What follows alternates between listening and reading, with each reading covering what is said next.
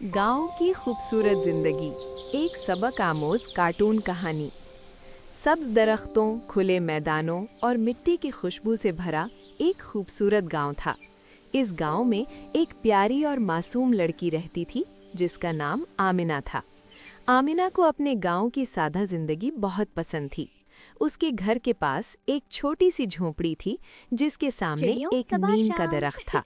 उस दरख्त चलो पर घर अक्सर चलते हैं। चिड़ियां चहचहाती रहती थीं। आमिना के पास एक प्यारी सी बकरी थी जिसका नाम गोरी था और एक बिल्ली थी जिसका रंग सफेद और काला मिला हुआ था। आमिना इस बिल्ली को प्यार से भालू कहती थी। हर सुबह सूरज निकलते ही आमिना उठती, अपनी दादी के साथ चाय पीती और फिर गोरी और भालू के साथ खेलने बाहर चली जाती। एक दिन सुबह का मौसम बहुत खूबसूरत था।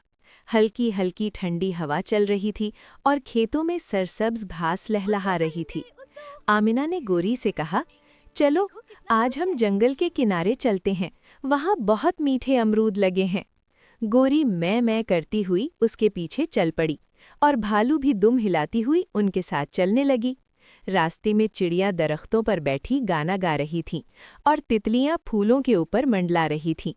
जब वो जंगल के करीब पहुंचे तो उन्होंने देखा कि एक बड़ा सा अमरूद का दरख्त है जिस पर बहुत सारे पके हुए अमरूद लगे हुए हैं। आमिना खुश हो गई। उसने दरख्त की एक नीची शाख पकड़ी और आहिस्ता आहिस्ता अमरूद तोड़ने लगी। अचानक दरख्त के पीछे से एक अजीब सी आवाज आई, खड़ खड़ खड़। आमिना थोड़ी सी डर गई। गोरी भी रुक गई और भालू ने अपनी आंखें बड़ी करके उधर देखा।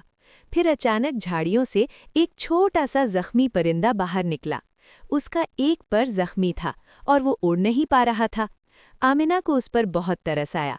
उसने आहिस्ता से परिंदे को उठाया और कहा, डरो मत, मैं तुम्हारी मदद करूंगी। वो परिंदे को अपने दुपट्टे में लपेटकर घर ले आई। दादी ने उसके पर दवा लगाई और उसे थोड़ा सा पानी पिलाया।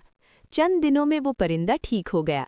एक सुबह जब सूरज की रोशनी गांव पर फैल रही थी तो वो परिंदा खुशी से चहचहाया और आसमान की तरफ उड़ गया। आमिना बहुत खुश हुई। गोरी भी खुशी से उछलने लगी और भालू आमिना के इर्द गिर्द घूमने लगी। दादी ने मुस्कुराकर कहा, बेटा, जो दूसरों पर रहम करता है अल्लाह उस पर हमेशा मेहरबान रहता है। इस दिन के बाद आमिना ने और भी ज्यादा जानवरों और परिंदों का ख्याल रखना शुरू कर दिया। गांव के लोग भी उसकी नेकी और मोहब्बत को बहुत पसंद करते थे।